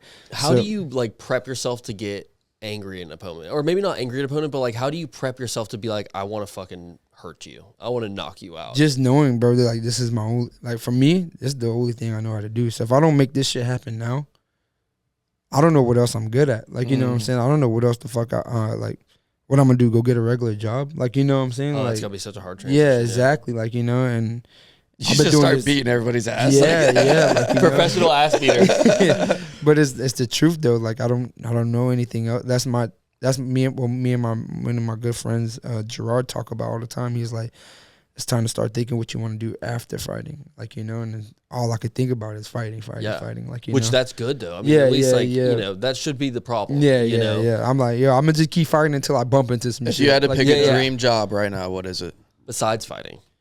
A dream job. Say you made $50 million. I can see you being like a fucking streamer or something, dude. Yeah, I like to do some shit like that. Really? Like, you know, which that's the thing is if you build your name through the UFC, see, I could start doing stuff start like doing that. whatever. Like, you know what I'm Yeah. saying? I could start streaming and stuff like that. But if you have to like tell me like to get like a real job, You don't want to be a plumber or something. Hell no. I'll probably just like open up a gym, Yeah. be a coach or some shit. Like, you know what I'm saying? Or like, Still something that you love. something that would do with fighting. Like, Yeah. you know, because obviously that's what I'm good at. Like, 100%, you know? And it's something that I love doing. So if I'm going to work, is it really a job? Like, you know? And you see so many people that are like, I mean, a ton of like ex-fighters will go Yeah, to the gym, yeah, or yeah. there's the guys like they started combat night or whatever. Yeah. Start opening up their own Backyard promotions. brawls. Yeah, shit like that. Dude, that shit is crazy, bro. Those Can you get one of those running? Actually, I would love to meet him in a Put ring. Nick in Hey, those are like go against you. Put the matte orange. Hey, we'll sponsor for sure. Well, one thing that I don't know if you ever saw this, but I think Seth at their old place they used to do the backyard brawls. Nah, I never. I think. I mean, I don't know. Did you ever know It was Seth Tanner? and Tanner. Tanner from No One's Safe. Yeah, I know Tanner. Yeah, I know that's Tanner. the homie, bro. Yeah. And I think they did a couple of those. I For went to real? one. I went to one, and it was like in their Oh, backyard. you know what? No, they did. I do Yeah. remember It was because so- Tanner invited me to one, and I was supposed to go, and I didn't. Dude, the walkouts are Yeah, so yeah, funny. These are yeah. dudes like out of the Walmart parking lot. Yeah, bro. I love what he's doing right now though with the Preds. Yeah, yeah. beating their beating ass. them, put him in the boxing ring with him, and That beating shit their is ass. funny, bro. That shit's funny. I said, bro, you gotta invite me one time. Yeah. Oh. You gotta invite me You one kill time. somebody, man. We don't need we don't need you going to jail over it. But yeah, but I love that he's doing that. I think it's so cool. Yeah, Haven't we it's had cool. him on the podcast? I have, but you weren't part of the I wasn't podcast. here. Yeah, I had him on, dude, early days. I took a risk on Tanner when, dude, he had like, he just started making these videos. It was when he like started doing the His videos in the smoking- beginning were he'd smoke weed in Walmart. On Walmart and shit. And Yeah, like I had him on yeah. the pod. I thought it was so funny, and like his episode did pretty well. But at that time, we had no visuals. We got to get him back on now that we have like the Yeah, studio that'd be a and good one. visuals. Yeah. Yeah. a good one. He'll do like a Like- poly market bet in the middle of the thing. Yeah, the best shit. It's funny, man. He's got a really cool thing going. Yeah, man. that's Shout good out to for him. And there's another like local like pro fighter. He's like down south, and his name they call him Scrappy, but I forgot his real name. But he's doing the same thing, catching predators and shit. Really? Yeah. yeah. He's been catching a bunch of them too, actually, which is Dude, fucking imagine how hilarious. scary that'd be. You fucking like, you get, if you're in their position, you get caught, and then Ramon is sitting in the ring. You gotta like, just send me to jail, bro. I'll be so happy, bro. Oh, And Ramon's got kids too. I so, know. like, exactly. Oh, we Yeah, would all be happy, happy to bro. fucking put the gloves on against that I'm like, fucker. dog, but no, it's good things that they're doing, bro. That's just lit. That's just lit. Yeah. But no, but as far as the fighting shit though, man, it's like I said, like my back is against the wall, so I gotta do it. For instance, like when I lost my Contender Series fight, now I had to go back to the Contender Series fight. My back was against the wall. Like, you know what I'm True. saying? So When I is bet there bitch ever in a 26. chance, like, I mean, let's say that you, I mean, we know you're not going to lose your next fight, but let's say they don't re-up your contract. Yeah. And then from there, like, can you then go back to the consent? Like, Yeah, can you yeah. take So steps now back say if and they don't want to sign me back, I could go now and just do whatever the fuck I want. Like, you know. Contender Series Yeah. or No, something? I can't. Like, say if what I could do is like, all right, I'm gonna continue to do MMA, and maybe they give me a call back. Like, you Oh, know. word. Yeah, Yeah, yeah, yeah. yeah. So it's not like no guaranteed shit ever. That's like, such you know. a, like, weird position to Yeah. be in, bro, as a fighter. Like, And that's you don't my thing. know It's when- like, yo, if I'm not fighting for the UFC, I don't want to fight for nobody else. This is like I don't know how can you go from fighting at the highest Yeah. level to fucking going back to I doing mean, that's like something. being in the NFL and then having to go to, like, the AFL or, like, Yeah, the CFL exactly, or something. exactly. You're So I- like, Knock on wood, like God forbid if that shit was to ever happen, I'll probably just start focusing on boxing. well, the cool thing is, dude, I mean, your next fight is going to be... Yeah. It's gonna be Brother. fire. Yeah, gonna be it's fire. like, it's going to I'm be... not even stressing about it. Like, you know, and another thing about it, like, usually, like, I be blowing up my managers, like, yo, give me a fight. I haven't been saying that to him. I just wanted it all to happen naturally. What like, kind of things are you working on with your game to try to, like... I mean, what Yeah. things do you still have to improve with your game? Like, I know that you're not really much of a grappler. it's exactly a good. I mean, I'm a great grappler. I just don't show it much. Like, you know, like, you know, it's not like I'm never in there thinking like, oh, he's gonna out grapple the fuck out of me. Like, Yeah. you know what I'm saying? Like, for instance, like when Jack took me down, had my neck. There was no time in there. I was like Worried. got you, like, yeah. you know, like everybody was screaming around me. I'm like, this motherfucker do not have this. Yeah. Like, you know what I'm saying? And but yeah, there's never a time where I feel like I'm at a disadvantage of grappling. Like, I'm pretty sure there are some solid ass grapplers I'll bump into, but there's never one that I'll be like, oh, he might take me down. I'm scared. Yeah. Like, Do you know? ever, like, almost kind of hope that you're going to fight one of the guys that you did lose to, so that you can kind of have that like fire. Yeah, that was like when my first fight into the UFC, I had a rematch with Siri Saidi or whatever. Yeah, it was the rematch. So, and I think, and that was a bad fight camp for me too. Like, you know, but I feel like the only reason I fought so good and fought so hard was because I didn't want to lose to him twice. Yeah. Like, you know, and now I missed weight by like 4 pounds. Fucking, I did my whole training camp at Planet Fitness. So what happens whenever? Because some guys will lose weight and they cancel a fight, or they'll miss weight and they cancel. Yeah, a fight, yeah. Right? So sometimes like it depends on your opponent. Like if you don't, it'd be like, all right, I don't want to take it. Oh, Yeah, got you. yeah, Is yeah. there a fighter on standby for? No. Unless you got like a title fight. So then he just wins. He the just fight. win a fight. Yeah. Oh my god. And I think he'll just take your 30% that you'll pay him. That's got to be. Yeah, yeah. That's got to be like the biggest like blessing. Yeah, of a fighter. yeah, like, yeah. I mean, you kind of do want to fight. I Yeah, would yeah, assume yeah. you're like, Because one thing about it is like you don't want to. This shit costs money. Them fight camps cost money. You're investing in yourself. The last thing you want to do is waste all of that. Yeah. true. Like, you yeah. know what I'm saying? Win So- because of a DQ. Is yeah, like a waste of time. yeah. Like you don't want to fucking just be like, all right, I'm not going to take the fight. Like, you know.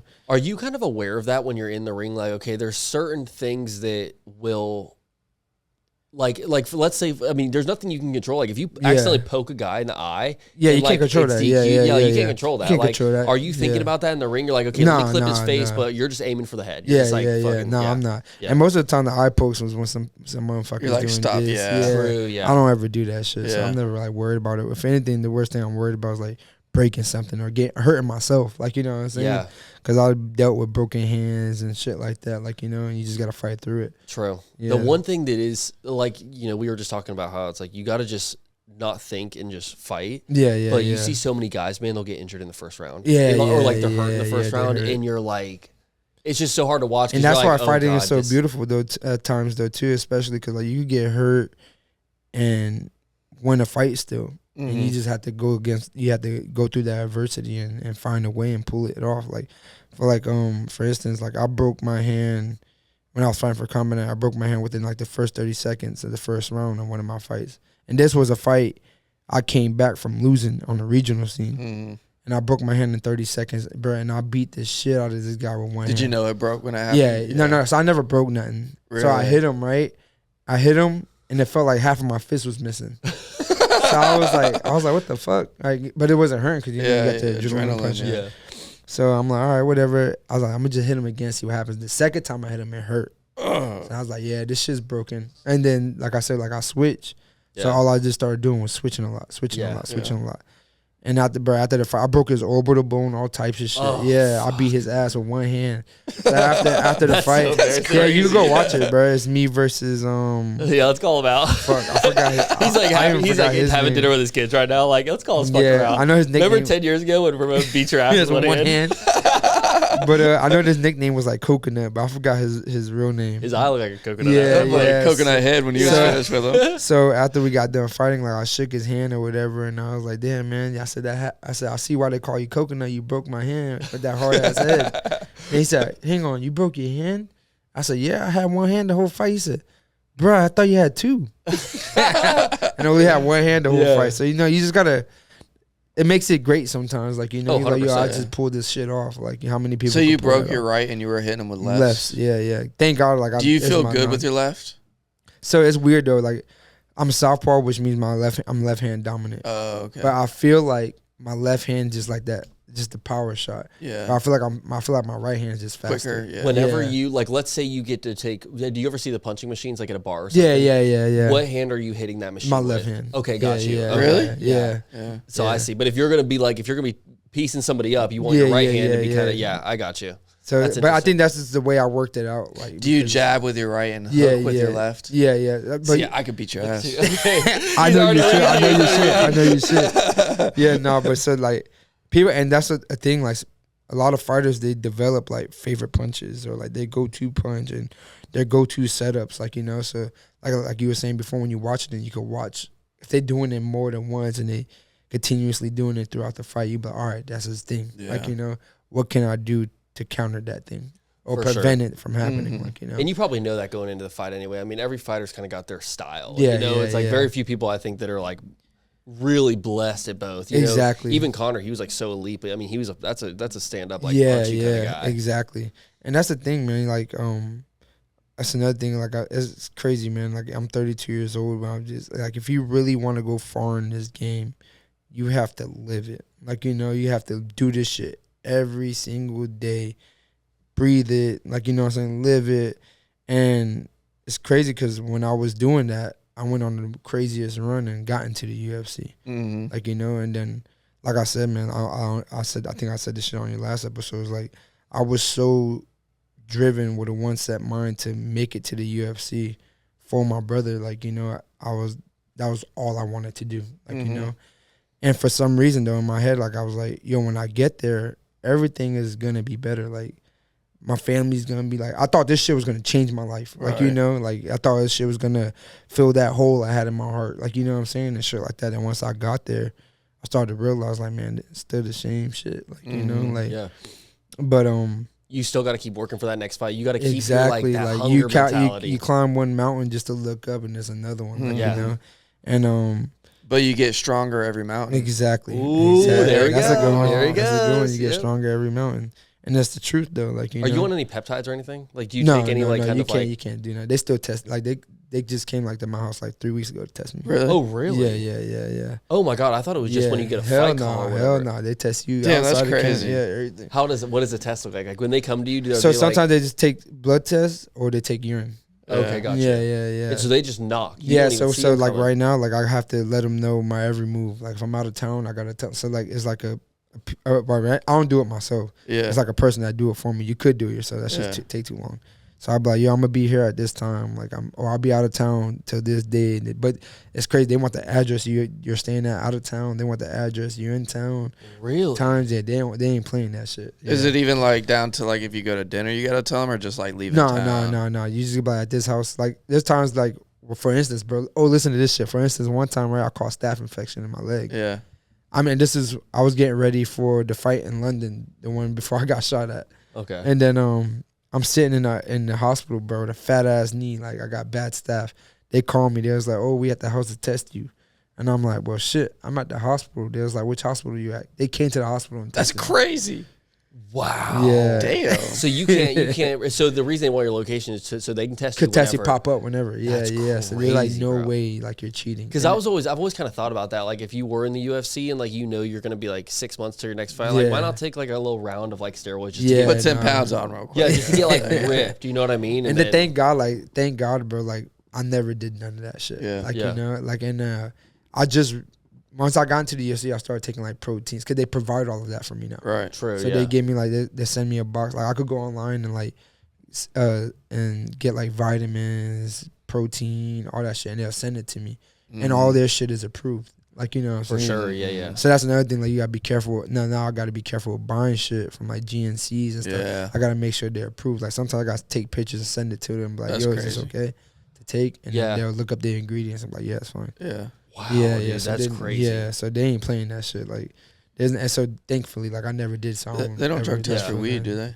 No. Yeah, Now you we can talked smoke. about that You can, last you time. can smoke weed now. Do you smoke during fight Nah, I don't camps? smoke. I don't smoke at all. Oh, But okay. Yeah. Nice. And I might hit it here and there, like we out on some fun shit, like Yeah. But I don't. But I you don't smoke. I used to be a big ass pothead too as a teenager and Yeah. shit. Yeah, you strike me as a pothead. Yeah. I thought you go pull to this podcast. Yeah. No. I used to be a big ass pothead, but then it was crazy, bro. Like one day, bro. This how I stopped smoking weed. One day, bro. I was 18. I was 18 years old, bro. I used to wake up in the morning, first thing I'm doing is rolling up. I'm sitting on the front porch. I start smoking, and I start thinking about my life. And bro, I literally talked myself. I was so high, I talked myself to a panic attack, cause I was like, damn, man, what I'm doing in my life. Like I just got out of jail not too long ago. Like before that and stuff like that. I'm like, I only got a few $100s to my name. And I start thinking about my family and shit. Like, you know, I'm like, yo, I'm about to be a bum. Like I'm literally talking to myself to a panic attack. Damn. Like my heart start beating fast and shit. I put out the blunt. And at this time I was smoking cigarettes too. I try to hurry and light a cigarette. I'm sitting there. I'm freaking the fuck out. And then once that shit like all calmed down, I was like, I gotta change my life. Wow. Bro, I went cold turkey on everything, bro. Really? Yeah. I stopped drinking. I stopped smoking for like 3-4 years, bro. Yeah. Damn. Yeah, after that shit scared the fuck out of me. Like, I got to change my life. So then I was like, I got to go back to Jacksonville. I was living in Georgia at the time.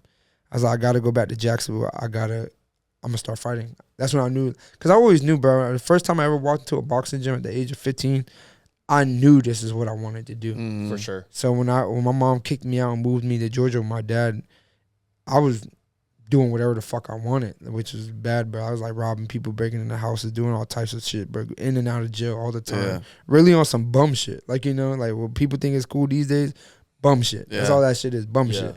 Because now, bro, I can only imagine a motherfucker coming in my house, stealing my TV. Oh, you gonna ruin their day. God, exactly. You picked the wrong house, like even boy. if they got away with it, like, you know what I'm saying? I wasn't home. They got it, but I feel like pissed. I worked for that TV. Yeah. I was stealing from people that was working hard. That's bum shit. True. Like, you know what I'm saying? True, yeah. This is what people don't understand. Like, this is me getting older and growing. That's like, good, you know what I'm man. saying? Maturing. But I learned that at the age of 18 after that panic attack. Like, you know what I'm saying? I was like, I got to change my life, bro. Like, I'm going to keep doing it. But I was literally car hopping, taking coins and shit, like real bum shit. Like, you know what I'm saying? Like, and it's funny though, I'll bring that up too, because one day my car got broken into. And I walked outside, I was like, fuck. And I had a whole bunch of change. Like, I was like saving all my change in my car and shit. I had a few other things in there that they took. And my girl was pissed. And then I was walking around, I was like, oh, whatever. I locked my door. She was like, why you not mad? I was like, it's my karma. Yeah, I wasn't even mad. Oh my God, I paid. Yeah, that's good that you accept that. I done it to so many other people. It's my turn now. Like, you know deserve it. Like, yeah. And then she was like, "That's crazy that you even say that." I'm like, "Yeah." I mean, they took a few things. Like, and one thing I was mad about, it took not at that time, but another time later though. Like, this is like maybe a year ago. Somebody got into my shit again and took my Glock 43X. And I had it all like tricked out. It's cool as fuck. So I went down like, you motherfuckers. Yeah. So now I ever keep. I usually don't. I just forgot it that one day in my car. Yep. And fucking they got me for it. But like I said, bro, like all that I was doing though was just bum shit. So I knew as soon as that happened, I was like, I'm going back and I'm gonna start taking fighting seriously. Yeah. So then I moved back. Do you have kids when you moved back to Jacksonville? No. So this is the crazy part. That's what I was getting to. I moved back. I was 19, about to go on 20. I moved back, and at the time I was serving and shit. So I that's what I started doing. After that, I started serving, saved up some money, and then came to Jacksonville. I came here like October, and then in January, my baby mama at the time got pregnant. So it's like you can't catch a break, bro. And you can't fuck so around like now. I got it. And thank Now God, your like back's at that really time, against the wall. Thank God at that time I wasn't smoking, drinking no more. Like I was chilling. So whatever, boom, she got pregnant, and it gave me like a drive to start fighting for 100%. Like bro, it's crazy because when I moved back to Georgia too, I had my leg was fucked up. And remember, I walked to the second gym I ever walked into was Matt's. That's Bulldog, right. Yeah. Bulldog. So at the time I first met Matt, he was like fat, like chubby guy or whatever the fuck. I came back, he was skinny, and I was on crutches at the time. 'Cause I got my leg ran over before I came out here. Damn. And yeah. So that was a crazy story too. But so I seen him and he was like Fats, and like, you know, my nickname's Fat Boy, whatever the fuck. And I was like, Matt, because he was skinny, and I was just like, I looked different too because he hadn't seen me since I was like 15 years old. Yeah. So he was like, let's get back to work. We started working, bro. Like, you know, right after that. Just got got back to it because he always believed, at the age of 15, he knew I had something, like, you know, and he always told me that. And that he was one of the big reasons, he is one of the reasons why I got into the UFC, like, you know, because he instilled that belief in me as a kid. Mm-hmm. Like, 100%. A lot of people don't have that doing shit. Like, you know, like, for instance, like, my mom was telling me when I was trying to pursue this dream, like, get a job, you need to go back to school. I dropped out of school. She's like, you need to go back to school, get a real job. This shit's not going to do nothing for you, blah, blah, blah.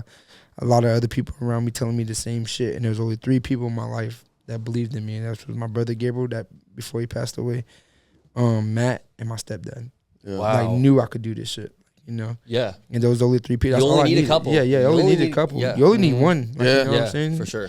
But I had 3, like, you know, and that's what made me keep doing it. That's cool. And then it's wild though because I was winning, right? And I was doing this shit on purpose. I would win. At that time, they give you like a little medal. I'll bring it to my mom. I won my first amateur belt. Bring it to my mom. Like just showing her like, yeah, hey, I'm doing it. I'm doing it. Then boom. Has your mom ever been to any of your fights? It's crazy, bro. She's never been in one, and one that she tried to do was one of my amateur boxing matches. And before she made it, she got there a little bit late, and then I knocked him out in the second round. So she just missed it. It. Yeah, oh my God. And the whole time I thought she was out there. How's she feel about it now? she knows that I'm there now, so she's like, oh, she takes it serious now, like So does she hold herself back from going to any of your fights because she doesn't want to see? Yeah, she just don't want to see. Yeah, and then you gotta think about it. You probably sit next to a motherfucker who's talking shit about me, or for sure. Now she's gonna be fighting somebody. So I get it, she don't even like watching that shit, when it's me, So I get it because I watched my brother fight because my brother Gabriel he had a amateur boxing match, and then my brother Elijah, who got the clothing brand, had 2 amateur boxing matches. Really? And watching them, bro, my shit was beating out my chest. Yeah. You know what I'm saying? Like, literally feeling like I was going to pass out. Isn't that crazy how, when you watch somebody else you care about, when it's yourself, you're like, amped fine. You're like, you're fine. But when you're watching somebody, even with Austin, every time he fights, literally, bro, I'll be sitting there having to drink water, feeling like I'm about to pass out. You have no control over it. Because you love him so much, you want to do better than yourself at that point, And so I know how she feels. Like, she can't do it because I can only imagine watching my kids doing it now, if they wanted to. But yeah, because you have a son, don't you? Yeah, I have 2. I have 2 boys and 2 girls. One girl is mine. One is my stepdaughter. Yeah, you should get them started early. Yeah. And that's the thing. So my oldest get them son, in golf. Oh well, that's the thing. Don't get him fighting. Yeah, you don't have to get him in. But I was just saying, like with him, imagine being his sons. Like you could be like 15. Like when he started at 15, bro, his sons are gonna be 15, like whooping our ass. Yeah, true. So that's the thing, though. I don't ever force them to do that. I'll be like, I'll bring it up to him, like, yo, you want to fight? I'm like, nah. My oldest, he plays football. He just started spring football this last week. But he's been playing for a while. That's what you were doing too. Yeah, I was playing football before. So I'm like, cool, whatever. Has he got that dog in him? Bro, he was killing it. It's crazy. The first year he played, his first game he broke his arm. Like somebody fucking horse collared him. He landed on his arm, broke it. So then the second season, bro, he went crazy. Then his third season, because he came back, he went crazy. Third season, he's playing kind of scary. So I'm like, yo, what's up? Like, what you doing? And I'm gonna lie, I'm a hard dad. Cause I know what this shit takes. You know what I'm saying? I'm not gonna be sitting out here wasting my fucking time. And you know what your son can do. Yeah, exactly. Yeah, you already showed me what you could do. Yeah. So it's like, I'm not gonna be sitting here wasting my time if he's just gonna be bullshitting. I'll just don't do that. You know. And then I was like, because you say you want to be a football player, you don't look like it. You know what I'm saying? Yeah. And so he did that shit last year. That was his third season. I dealt with it. But this year he wanted to play again. So I told him, I'm like, yo, if we do this again, do not make me mad, bro. For real, bro. That alone will make me sorry. Yeah, do not. Do not. That's good, though. That's good. You know what I'm saying? Because if you, I tell him all the time, I was like, I wouldn't have gotten as far as I've done if I wasn't taking it serious at his age. You know what I'm saying? Literally his age. He's 11 years old. That's when I started playing football. And I was an aggressive ass kid. I was really good at football. Yeah. And but I'm like, this is where it starts. You need to learn the hard work now. Like for instance, yesterday, my wife took the 3 younger kids to some little concert or whatever the fuck. He wanted to go. I'm like, no, you got football practice. Yeah. You got 100%. Yeah, you got work. 100%. That's how all that shit started. That's gotta with be me. fun for you too. Yeah, man. To take him to football practice. And I mean, and for instance, I don't take him because where he goes is next to his mom. Oh, so she takes him. I'm just the one that just tells him I go up to his. You're games. the enforcer. Yeah. Try to help him. You know what I'm saying. Just teach him it. You know what I'm saying. This is not. You got to go to football. That's what you want to be, right? That's what you want to do. Yep. You got to miss out on this concert. Gotta have that mentality, baby. The same thing I got miss out on parties. I got miss out on shit. You got to do it. So if you instill that now, that's nothing to them when they get older. 100%, bro. That's how it was for me. So it's hard work. I love it. If you got a call to fight someone tomorrow, are you taking it? Nah. No. I ain't gonna make the weight. Oh, yeah. What do you weigh right now? What do you weigh right now? So right now I'm walking around 178. Holy. Yeah. And you cut down to 145? Yeah, 145. Oh, that's crazy. God, dude. What are you, invisible? Yeah. Jesus Christ. I thought you were 160. Do you know what your fat percentage is? I'm pretty sure it's probably high right now, but not as high. Roughly. What do you think? 12, 13? Probably 12. And you dropped it. That's insane. Isn't that wild, bro? That's But I think I don't know. I think I'm always been a heavy kid, but never looked like I was heavy. I don't know if my bone density. Yeah, you got big bones. Exactly. I'm a dense ass kid. I could tell my second youngest son is dense. Yeah. You know what I'm saying? He's a little kid. He don't look like he's heavy. Grab him, he's heavy. But yeah. So at that time, I just moved up to 45 because it's weird, bro. So if you cut down to 135, you die. When I was cutting to 35, I was walking around 170. Yeah, and I was cutting. Then like it's crazy though, because I guess as I get older, I'm holding on or gaining more weight. Would you ever go up to like 155? If I get heavier, like, you know what I'm saying? Yeah, if I just true. But I think this is my max. I think like. Well, yeah, I mean, the dudes at 155 are like dangerous, bro. They're like That's fucking like 180. Like, and they're also, but they also have like a huge height advantage, right? Yeah. Because what are you? You're like 5'11" or something? No, I'm 5'8". Oh wow, okay. 5'8". Yeah, but I mean, still, it's like it's still no. Like, there's tall featherweights, like, you know. True, yeah. It's tall featherweights. What was Trey fighting at? Trey was like he was fighting bro. It was crazy because I think in the amateur days, or even his early pro days, I think he's 6'6" or 6'5". Yeah. No, he's 6'5" or 6'4". But for how tall he is, he's fighting at 155. Which is wild. Yeah, that is. But now crazy. he fights at 170. Yeah, see, that's more his. That's more his. But even then, he's still the tallest one. Like one Yeah. of the tallest ones in that division. Imagine, dude. Imagine you're in the one. Like even division. Austin now, his next fight, we about to leave in March. I'm leaving March 17th. He fights March 21st in London.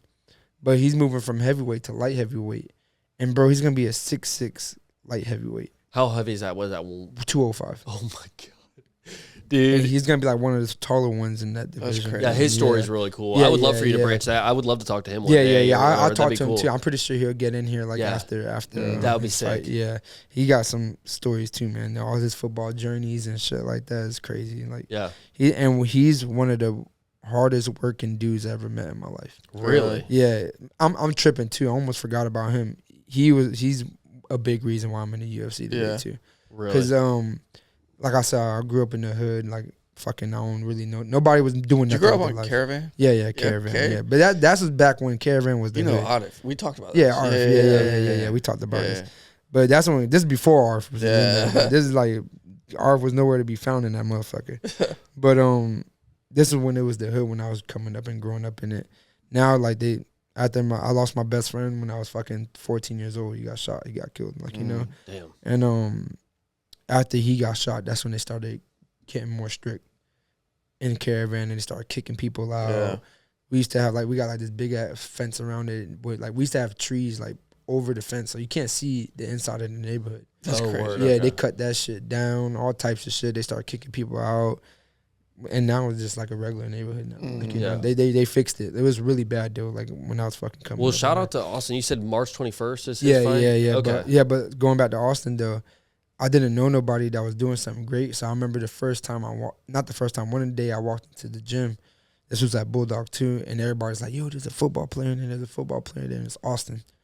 So I'm like, "Oh shit, this guy is huge." And at that time, he was way bigger than he is now because he's playing football. Like, he's like probably like 280 something. He was like D lineman or something. Yeah, he's defensive end. Yeah. So I'm like, damn, this dude's like the Predator. Like, you know, he had the dreads and shit. Like, so then a few days go on, like everybody's like dick riding him and shit. I don't do that shit. Like, I'm like, oh, cool, I see him. Like, I don't even like asking people for photos and shit. Yeah. So I'm like, that's cool. So a few days go on. Then one day we were sparring and nobody was sparring with him. So Matt was like, hey, Fats, you spar with him. I was like, all right. And then we started sparring. And then at the time, like, he was just doing it to stay in shape off season or whatever the fuck. Me and this motherfucker start throwing down. Me and Austin. But that's how we became friends. Like, bro, we became like instantly after that. It's like, I couldn't believe I was his friend. Like, you know what I'm saying? Like how the fuck? And that he's like 30 now. He's like 39, but I was like way younger than him. He's 39. Yeah, 38, 39 or something like that. Crazy, yeah, bro. And still works like he's fucking 20 years old. Well, he's so athletic. Dude. Yeah, like, even when he was fighting a heavyweight, that was like so crazy. But then after that, like, he's like, yo, you could do whatever. Like, he's giving me confidence. Like, you know what I'm saying? Me and him was in the amateur together. Me and him, but the first time I won my amateur belt, he won his. Like, we won it at the same time, the same night.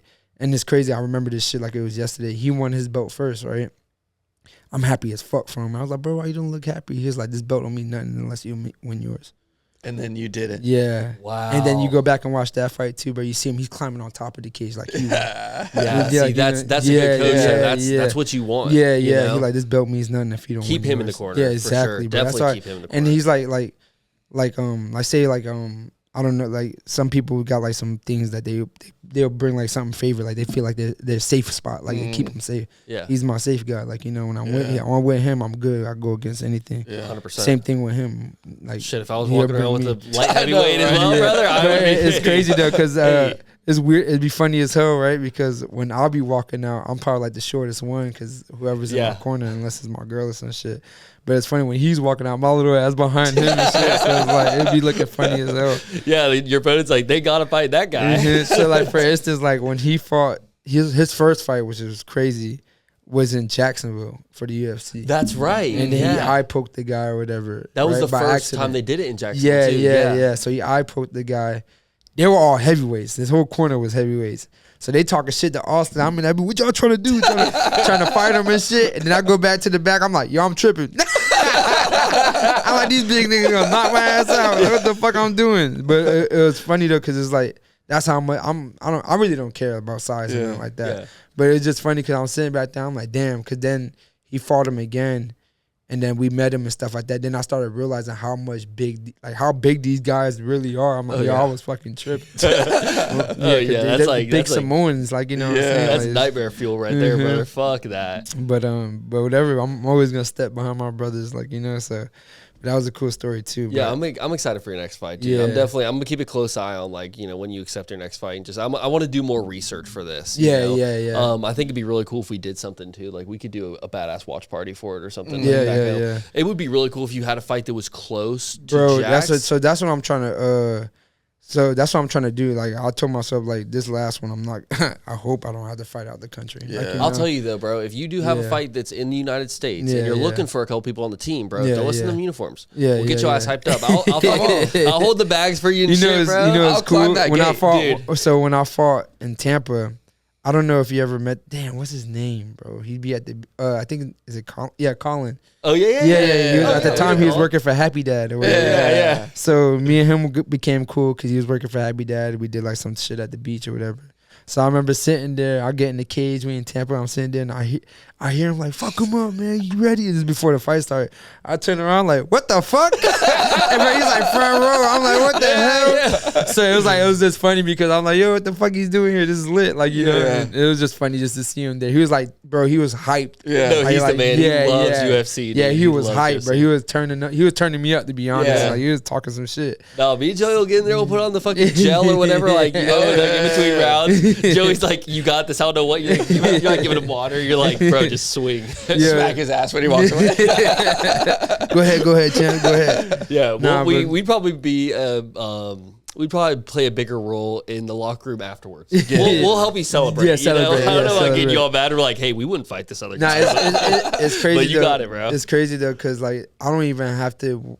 I'm just like, I hate it though. It's like I could naturally I'm just naturally like. Some people just be like, why you got a mean face? Like I could be, I just like naturally. That's just how it is. How it is. Like, you know what I'm saying? Just naturally, like I seen you at the gym. I'm looking, I'm like, who the fuck? And then I realized it was him. Oh, he's like, fucking dude. He's unapproachable as at the gym. No, it's like good to be that way. Though, nobody will talk to you. Yeah, exactly. Oh no, he can just focus on grinding. That's for sure. Like I'll see him. I'm waiting for his set to be over. Like I'm scared, like if I'm gonna interrupt him mid set. And then like slowly, like what's up? It's funny because I see him, I just start smiling, being happy. What's up, man? What's up? But like I naturally just when I'm back, I'm just naturally just mad. Like I just gotta do this, like, you know. So give me just before we get out of here, give me a couple songs that you're definitely bumping before you walk out there. Bro, right now I love the Chief Keef Harry Potter song that he just dropped not too long ago. That shit is tough. Or like play a little like Finito or whatever it is by Chief Keef. Nah, but not right now. After this, I'm about to go to the gym. I'm about to play some little Papa, man. R.I.P. R.I.P. bro. Yeah. That's crazy. Yeah, bro. That was a guy that I really want to get on the pod too before. Yeah. I heard did he kill himself? That's what they're saying, man. But I don't know. I don't know anything yet. Like, whatever it is, rest in peace. Yeah, rest in peace, bro. He was like out of all the out of all the rappers that was in Jacksonville, he was my favorite. So when I woke up this morning and seen that shit, I was like, no way. Yeah. I'm a big Seti guy. I think. Seti Hendrix. Yeah, I fuck with Seti heavy. Yeah, but he's good. Like right now, I fuck with him, and then I fuck with Skeet McFlurry. Skeety, bro, that's fucking fan favorite of this show. Yeah. He was in Caravan too, though. That's my guy. Yeah. Okay, dude, we should. Yeah. That would be a funny. Yeah.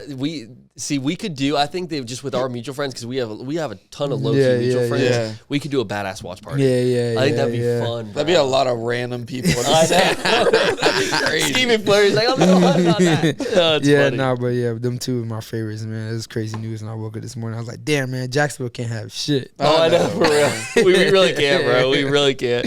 Underdog mentality. You know how the city's built, bro. Exactly. Right. But you got anything else, Joey? No, that was it. I think it was a good conversation. Dude, Ramon, I can talk to you for hours, bro. Yeah. Me too, always me love too, having you bro. on the show, dude. Thank you guys for always having me, man, and always showing love and support.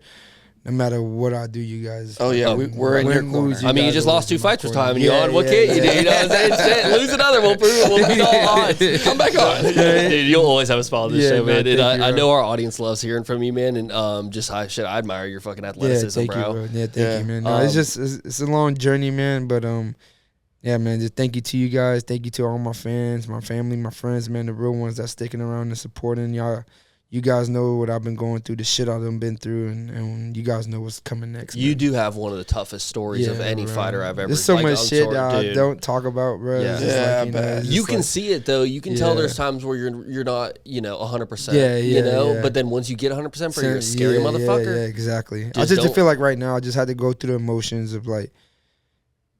I just feel like God had to take everything away from me. Like yeah. you know what I'm saying? He literally took everything away from me last Strips year. you bare to give you all the good. Yeah, exactly. Like, because like 2024, 2023 was one of my best years, bro. Like money, financial wise, all types of shit. And fucking just took everything one by one. I'm sitting there, I'm like, all right. I feel like at this point, he's just testing my faith. Like, you know what I'm saying? Because even though, like, I'm coming off as this fucking hood guy or whatever, I really believe in God. Like, Oh no, you're definitely you're very faithful, bro. So it's like, all right, let's do it then. That's what you want to do. Let's do it. And so now I'm on my let's do it mode. Like, like, let's go get it back. 100%. As you like, will, brother. You know you got our support the whole time. So thank you, until next time, OG, this is the OG Sessions Podcast, episode 150 or 145. You might have said 55 on the Did intro. I? I was about to say, because we're definitely not at 55. This season ends at 150. So we're getting close. Shout out to everyone that's watching this episode. Ramon, thanks again for coming on the show, brother. Till next time, we'll see y'all next week. We are out. Peace.